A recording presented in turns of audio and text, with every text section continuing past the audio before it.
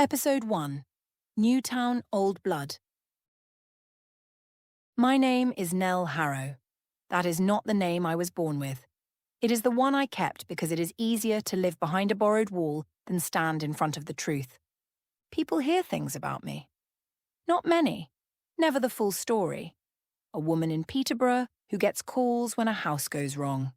A woman who turns up when a child starts talking to corners. A woman who does not advertise, does not explain, and does not stay for tea. That suits me. I do not record them. I do not photograph them. I do not sit in dark rooms holding hands with strangers and pretending fear is a business model. I learned years ago that the moment you try to prove what you see, people stop listening to the truth and start studying you instead. Your face, your voice, your motives, your mistakes. Then you become the story. I have no interest in being the story. So this is what you get. My account. Clean. Exact. No performance. If you want comfort, look elsewhere. If you want honesty, stay where you are. The dead are not dramatic in the way people think. Most of the time they are repetitive. A sentence. A sound. A pressure in a room that does not belong there. They come back to the same point because something in them is caught. Something unfinished. Something buried under paperwork, lies, or the kind of silence families mistake for survival. That is where I come in. Not because I asked for it, because refusing rarely works. I live alone. I sleep badly. I keep the kettle on longer than I should and the lights lower than most people like. My car is an old Ford Fiesta with an engine that ticks after long drives, like it is thinking over its mistakes. I know the sound of cheap laminate under a sleepwalker's feet. I know the difference between a cold room and a watched one. I know when a child is inventing a story and when a sentence has been placed in them by something that will not let go.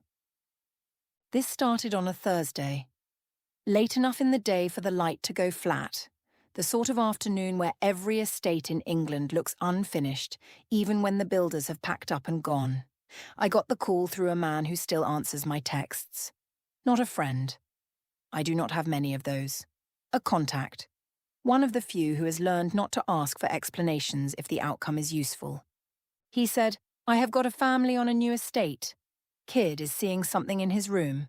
I said, "Then they should call someone else." He said, "They already did. They want someone sensible now." That annoyed me enough to go. The estate sat on the edge of Peterborough, like it had been dropped there in a hurry.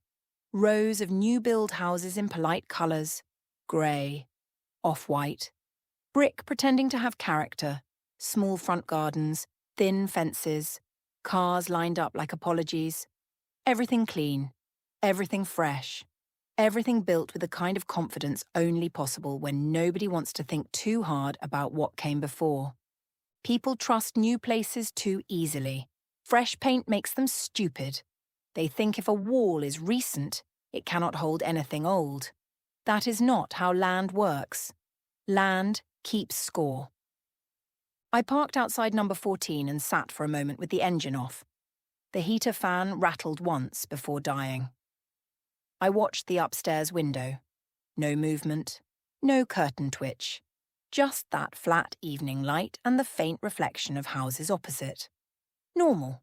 That word means very little. I took my lighter from my coat pocket and clicked it once. A habit. Focus. Then I got out. The woman who opened the door looked like she had not slept properly in days. Not dramatic. Not wild-eyed. Worse than that. Held together. The kind of tired that has already been apologised for 3 times before you arrive. "You're Nell," her voice was careful. Quiet enough not to carry. The sort of voice people use when they are frightened of being overheard by neighbours, relatives, or their own common sense. I said yes. She stepped aside and let me in. The house had that hollow new-build sound straight away. Cheap doors, light walls, air that moved too easily between rooms. A place that had not settled into itself yet. There was a smell of washing powder, radiator heat, and something reheated in a microwave. Lived in, but only just. I followed her into the kitchen, There were school letters on the counter, a half-finished mug of tea, and a child's trainer kicked under a chair. Ordinary details. I always notice those first. People think hauntings begin with the strange. They do not. They begin by corrupting the ordinary. "I'm Jade," she said. "Sorry about the mess." There was barely any mess. People say that when they need something to apologize for. I said, "Tell me what happened." She stayed standing for a second, arms folded tight, then sat opposite me at the table. I noticed she kept glancing toward the doorway, not because she expected someone to walk in, but because she did not like having her back to the rest of the house. That matters. People turn their bodies toward what they fear before they admit it out loud. "It started 2 nights ago," she said. Ollie woke up crying. Said there was a man in his room. I thought nightmare. You know, just a nightmare. Then in the morning he said the same thing again. Same corner. Same words. What words? She swallowed before answering. That told me the sentence had already started working on her. Tell her I didn't leave. There it was. Not random. Not theatrical. Not the sort of thing a child pulls from nowhere unless he has heard it or been given it. A sentence aimed at someone. A correction. A grievance. A message with a target. I asked where Ollie was. She said upstairs, drawing, and then added, almost too quickly, that her partner would be back soon. That told me enough. She did not want to do this alone, but she had not waited for him either. Fear had outrun agreement. I asked the usual questions. Any deaths in the house? No. Any accidents since moving in? No. Any work done recently? Floors up, walls opened, loft boarded? No. What was here before the estate? She said. Fields, I think. People always say fields. Fields is what they call land when they do not know its history and do not want one. I stood and asked if I could look around. She nodded too quickly. Relief again. People like it when someone starts doing something, even if they do not understand what that thing is. Movement feels like control. I walked the downstairs first. Lounge, hall, utility, kitchen again. No dramatics, no sudden cold, no doors moving on their own. That sort of thing is rare, and when it does happen, it is usually later, when the problem has learned your habits. What I look for first is pattern, pressure. The places a house seems to hesitate. By the kitchen counter I stopped. There was a thermal receipt beside the kettle, folded once, probably from a takeaway or petrol station. Nothing special, except the ink had bled strangely near the bottom. A dark little twist in the print, a loop crossing over itself. Not enough for anyone else to notice. Enough for me. Not cleanly, not fully formed, but close enough to make the back of my neck tighten. A hangman's knot shape, half hidden in cheap ink. I looked at it for a second too long. Then I looked away. Jade asked if something was wrong. I said no. That was not true, but truth has its place. Too early and it becomes theatre. I asked where Ollie's room was. She led me upstairs. The stairs creaked less than they should have. New timber, thin carpet, the sort of build where every footstep travels. Halfway up I felt it. Not cold, not dread exactly. More like walking into a sentence halfway through and knowing it was about you. Ollie was sitting on the floor of his room with felt tips spread around him. 7, maybe. Thin. Pale in the way children go pale when sleep has gone wrong for a few nights in a row. He looked up at me without surprise. That is never a good sign. Children who are imagining things usually perform. Children who are living with them do not. "Hello?" I said. He said hello back and returned to his drawing. No fuss, no clinginess, no attempt to impress me. "What are you drawing?" He turned the page slightly. A house, a stick woman, a smaller figure near a window, and in the top corner, pressed hard in grey pencil, a dark shape that had been rubbed over so many times it had nearly torn the paper. "Who is that?" I asked. He shrugged. "The man." Jade made a small sound behind me, like she regretted being in the room. I ignored it. "Can you show me where he stands?" Ollie did not point straight away. He looked first. That was what mattered. He looked to the upper corner where the wall met the ceiling, above the side nearest the door. Then he lifted one finger. There. I followed his line of sight. Nothing obvious. Plain paint, sharp angle, faint evening shadow, but the room felt wrong in a very specific way. Not crowded, not violent, focused, like attention had been pinned there and left to harden. What does he do? I asked. Ollie said. He just stands there. Then after a pause, he looks at Mum. That shifted the shape of the case immediately. If the presence was fixed on Jade, then the house might only be the stage. The real anchor could be a person, a memory, a lie carried into the building by the living. That happens more than people think. Does he say anything else? Ollie shook his head. Just that. Tell her I didn't leave. He said it flatly. No performance. No fear in the delivery itself. That is another thing people misunderstand. Children are often less frightened than adults at first. Adults bring meaning. Children just report. I crouched to his level and asked when the man first appeared. He said after the banging. What banging?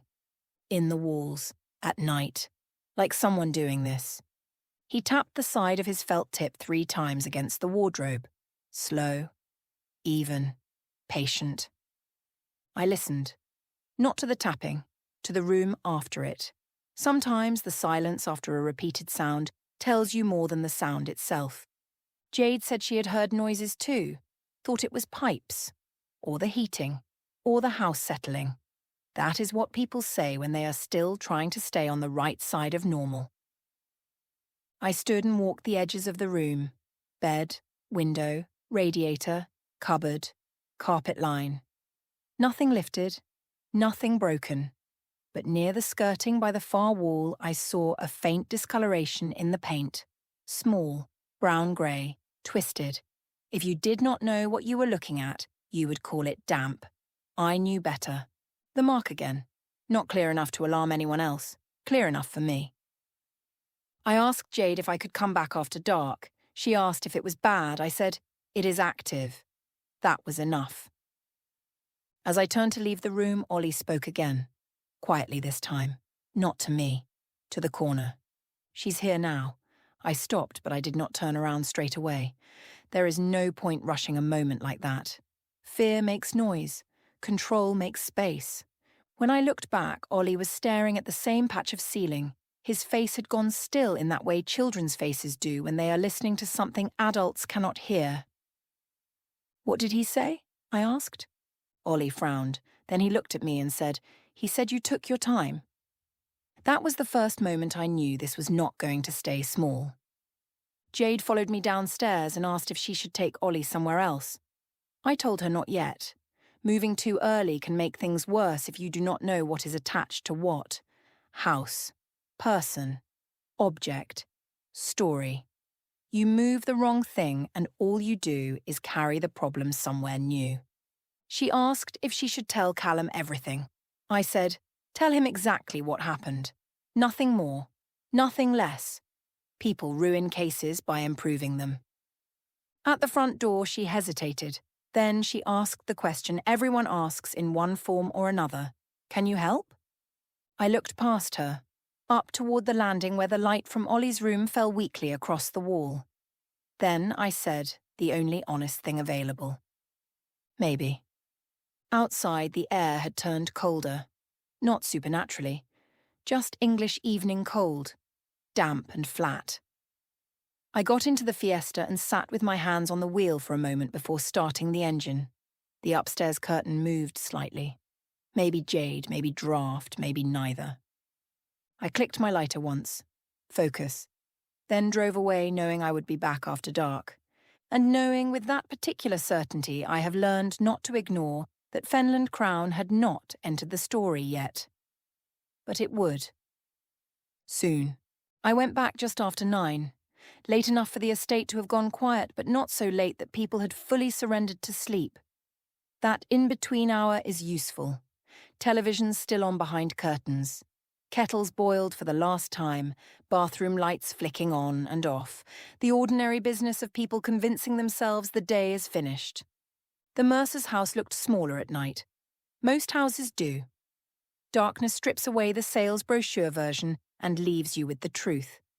Thin walls, narrow rooms, windows that reflect more than they reveal. The upstairs bedroom was lit, a pale square against the dark. I sat in the car for a moment and listened to the engine tick itself quiet. Then I clicked my lighter once, focus, and went in. Callum Mercer opened the door this time. Broad shoulders, workman's hands, tired face trying hard to look irritated instead. He had already decided what he thought of me before I spoke. That is common enough.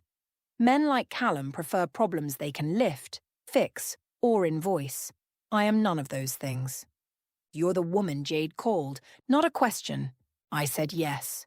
He stood aside, but only just. A gesture that said entry had been granted, not welcomed.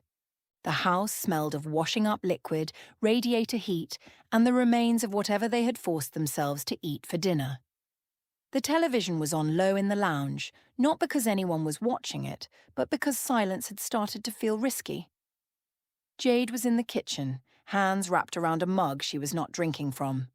Ollie was upstairs, already in bed. Callum said all this in the clipped tone of a man trying to prove he still ran his own house. I asked him what he thought was happening. He said stress. He said new school term, bad dreams, too much screen time. He said the house made noises because all new houses made noises. He said it all too quickly. People who believe their own explanation do not rush it. I asked if he had heard the tapping. He said yes, once or twice. Pipes. I asked if he had heard Ollie repeat the sentence. He said yes. Kids pick things up. I asked if he knew who the sentence was for. That was the first time he looked away. No, he said. Too flat. Too clean. A lie does not always sound nervous. Sometimes it sounds over-practiced. I told Jade I wanted to walk the house again. This time slower. This time with everyone where they usually were. Routine matters. Hauntings learn the shape of a household. If you want to understand the disturbance, you need to see the pattern it is disturbing. The lounge was dim except for the television glow. Cheap laminate, soft toy under the coffee table, a blanket folded over the arm of the sofa.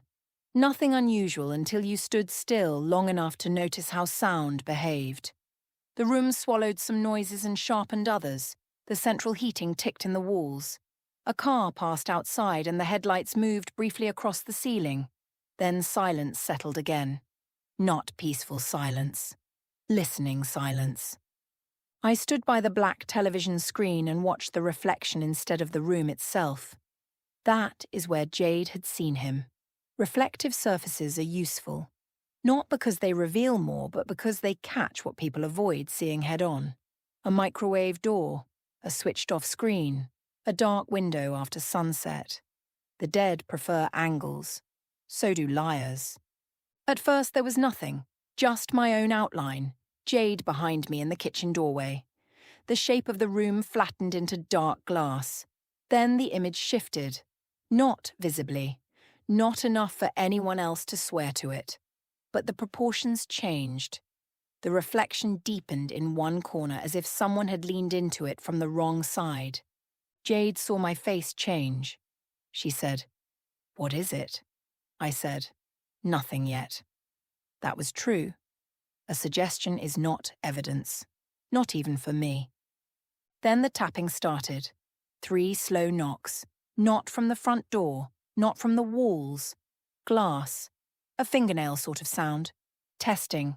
Patient. Once. Then again. Callum muttered that it was the wind. There was no wind strong enough for that. And even if there had been, wind does not wait between knocks like it expects an answer. We all heard it the 3rd time. No one spoke. That was the useful part. Silence tells you when a household has crossed from doubt into knowledge. No one was pretending now.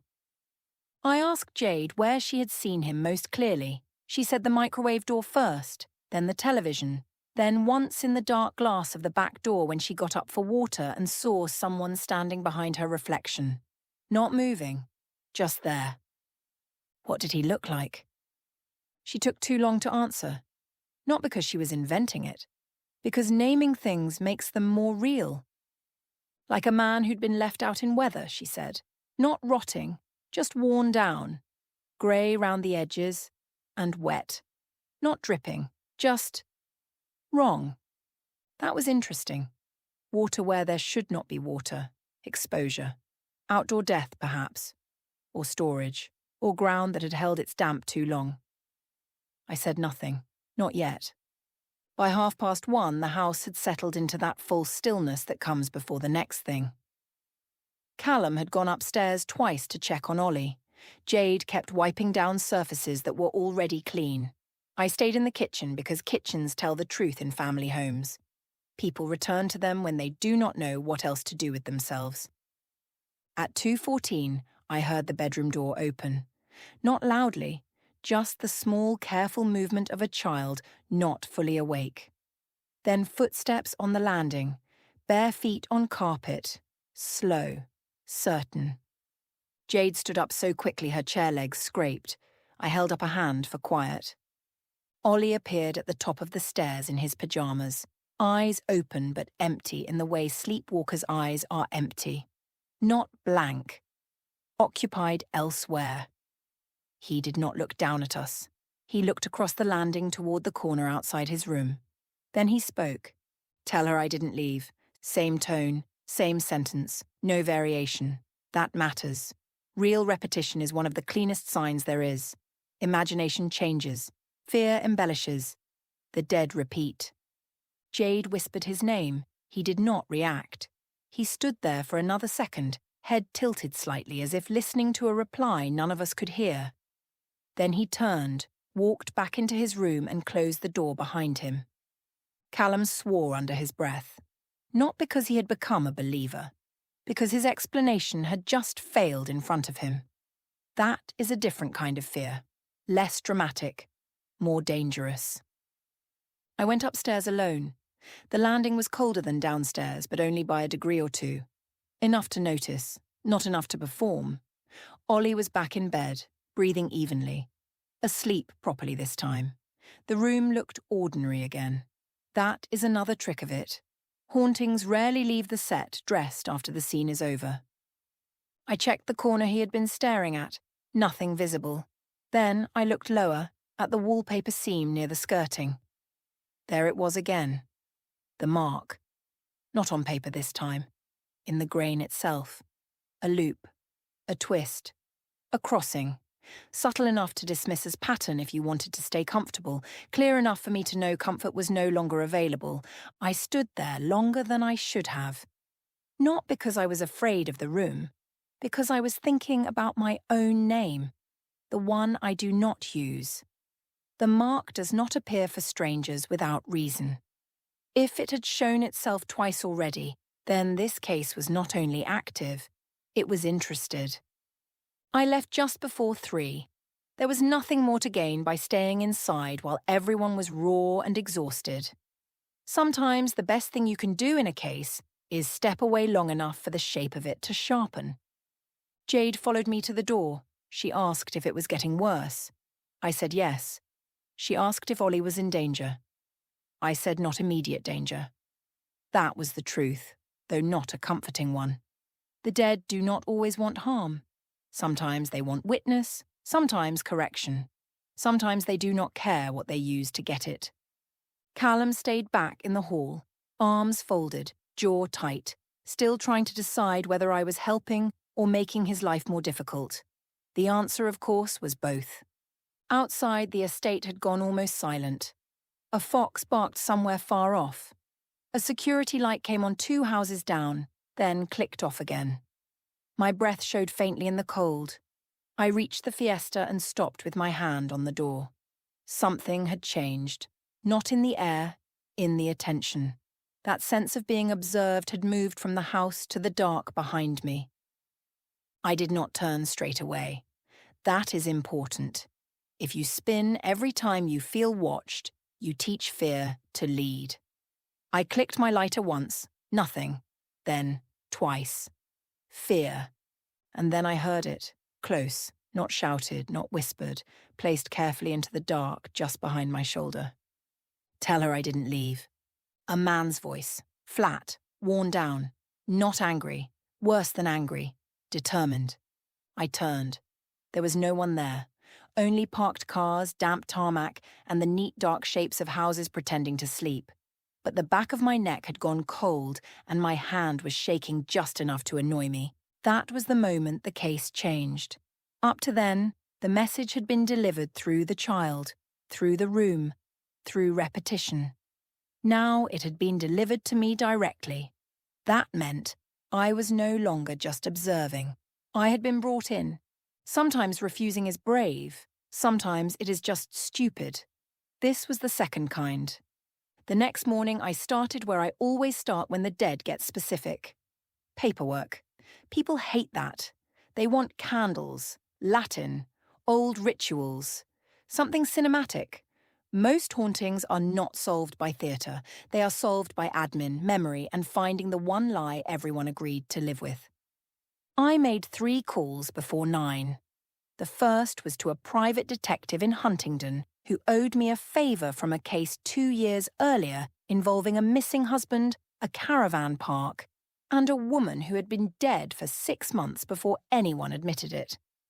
He answered on the 3rd ring and sounded annoyed to hear my voice, which usually means he is available. I asked for land history on the Mercer estate and the developer behind it. He said that would cost me. I said so would the next thing that found him. He said he would call back. The second call was to a records clerk who can find things in systems that officially do not exist. She likes crossword puzzles, cheap perfume, and being underestimated. We get on. I gave her the postcode and asked for planning history, contractor records, and any civil claims tied to the site before residential build.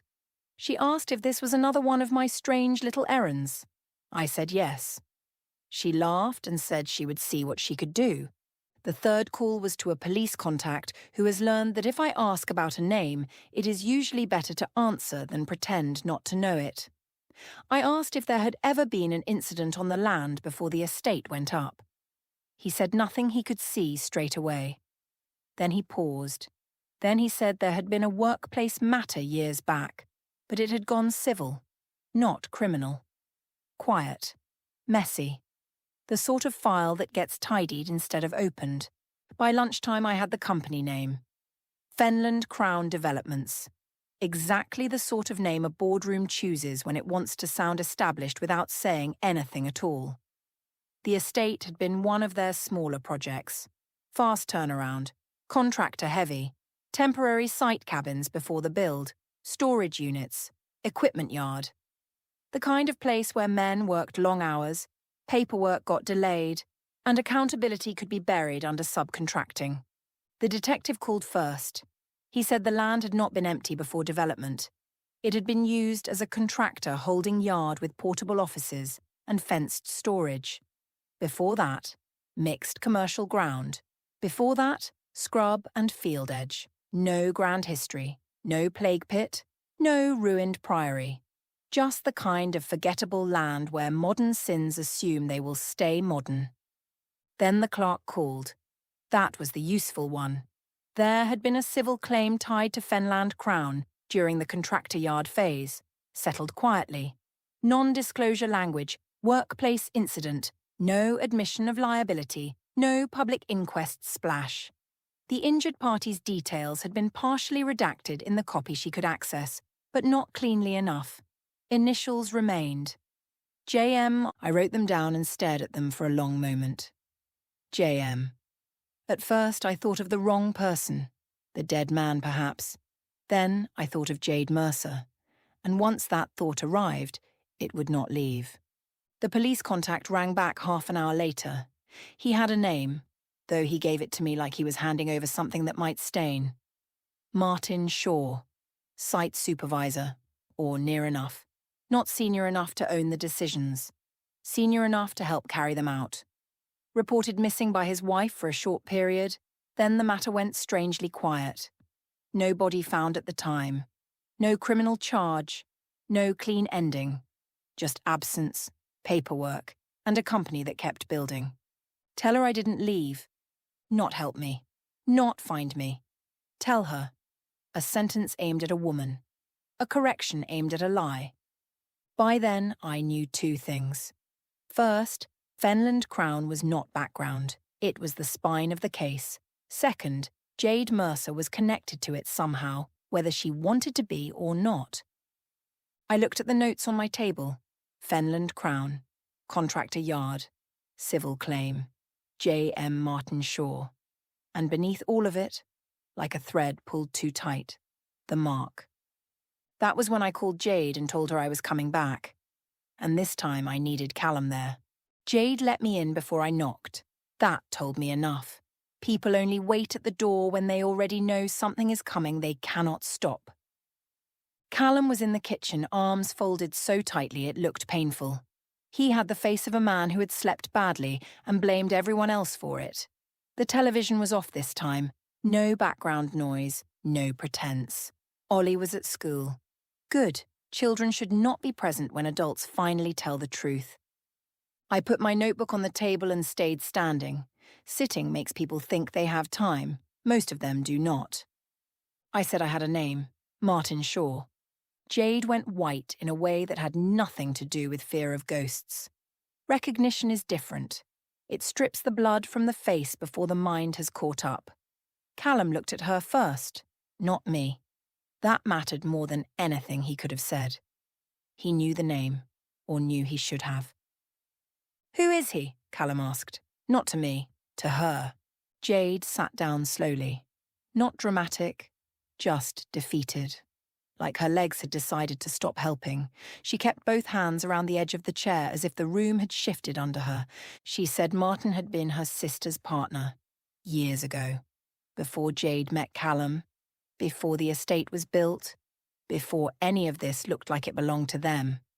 He worked site supervision and bounced between developments. Long hours. Bad temper sometimes. Funny when he wanted to be. The sort of man who always smelled faintly of wet concrete and cheap deodorant. He had gone missing. That was the story. Walked out after an argument. Left his phone. Left half his tools. Left a woman who was 6 months pregnant, then nothing. Tell her I didn't leave. Not Jade then. Not directly. Her sister. But close enough. Family is close enough for the dead. Blood and guilt travel well. I asked for the sister's name. Leanne. Leanne Mercer before marriage, though she had not used Mercer for years. That made the initials fit in a different way. J.M. had not been Jade Mercer. It had been a clerical overlap, a near miss. Useful because it made Jade panic. More useful because panic usually opens the right drawer. I asked why Martin would come through this house. That was when Callum finally started asking the correct question. Why here? Why us? Jade looked at him for a long time before answering. Then she said the part she had not told him when they bought the place.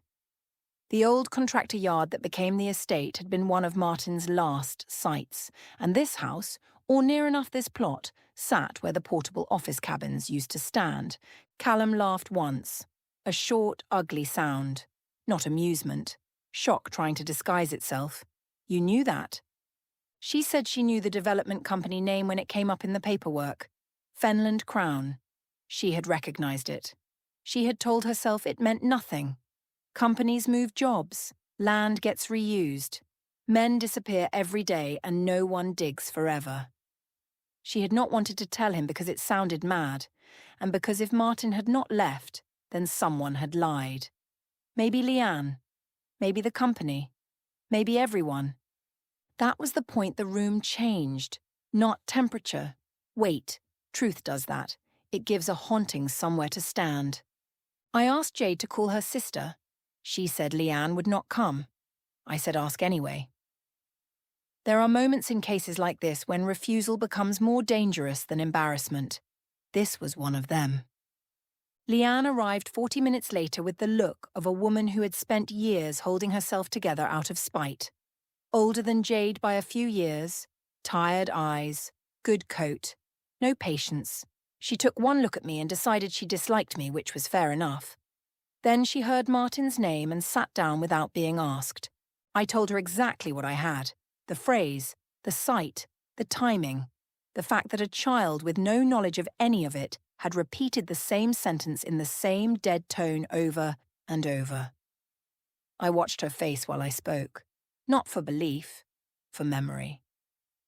When I said tell her I didn't leave, she shut her eyes. That was it. Not proof. Confirmation. The body knows before the mouth agrees.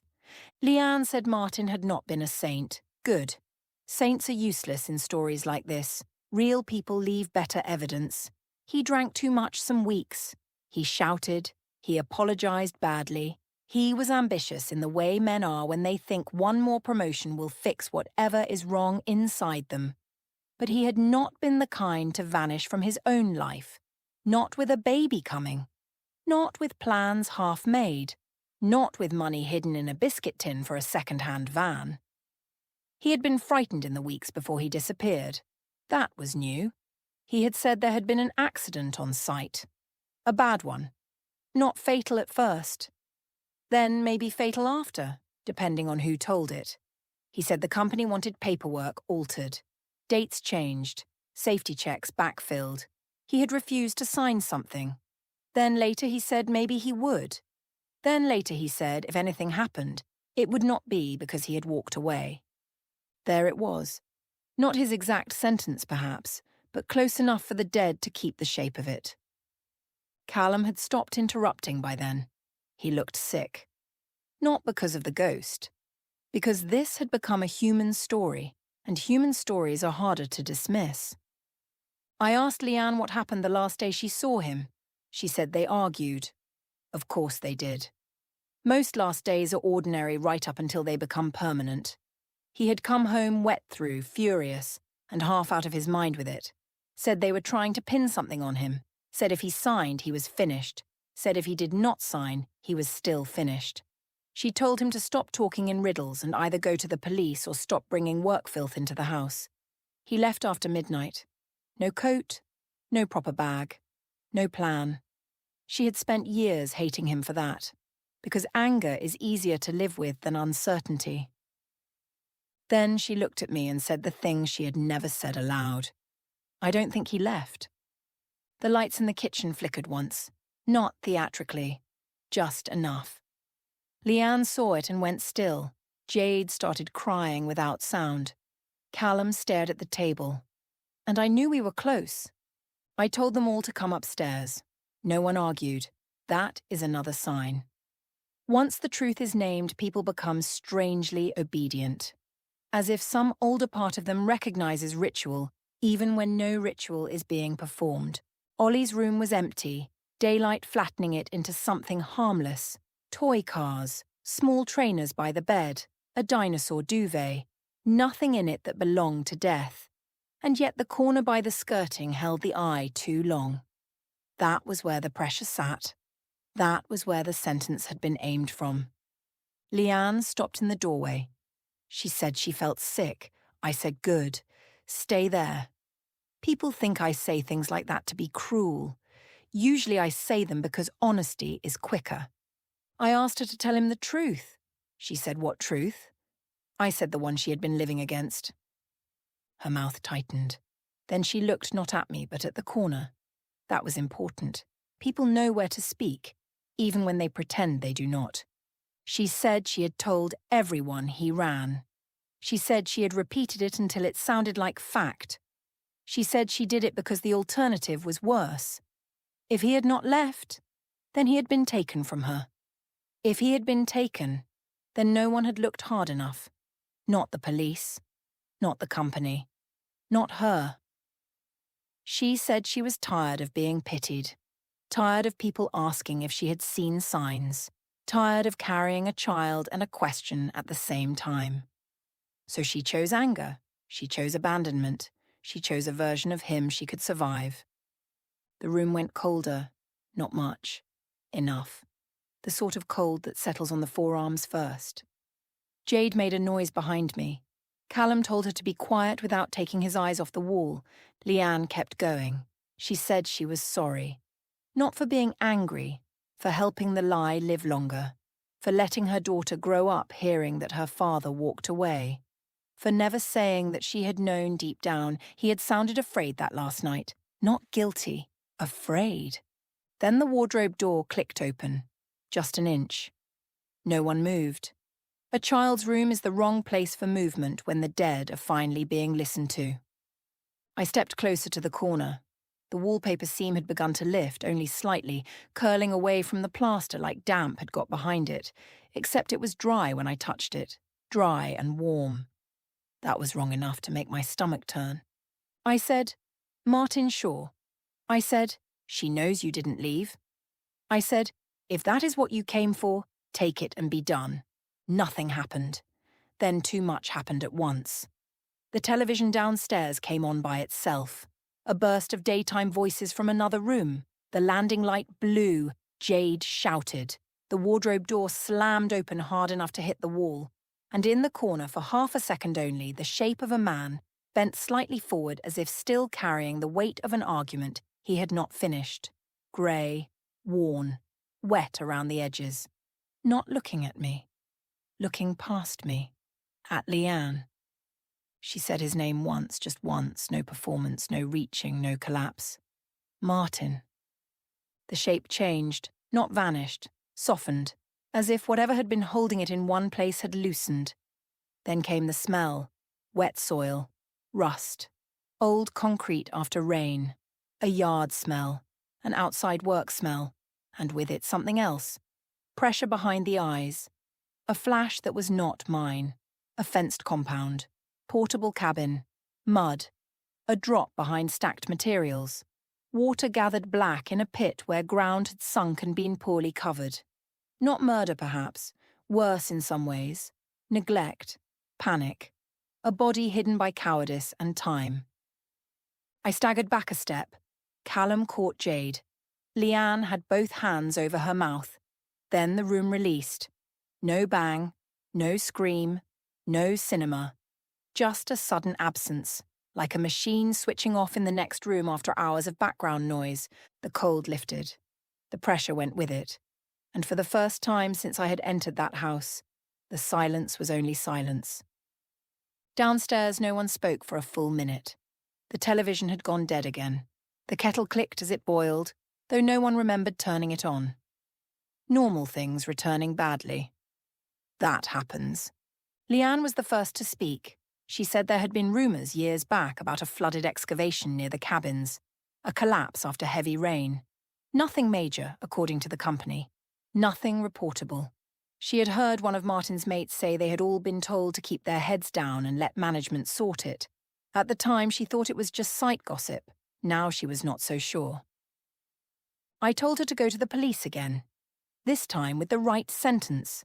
Not he left. Not he vanished. Say this instead. I believe he died on that site, and the company buried it in paperwork until the ground buried the rest. Specific beats emotional every time. Callum asked if they would find him. I said maybe. Ground keeps records better than companies do. Jade asked if it was over. I said in this house, probably. Elsewhere, no.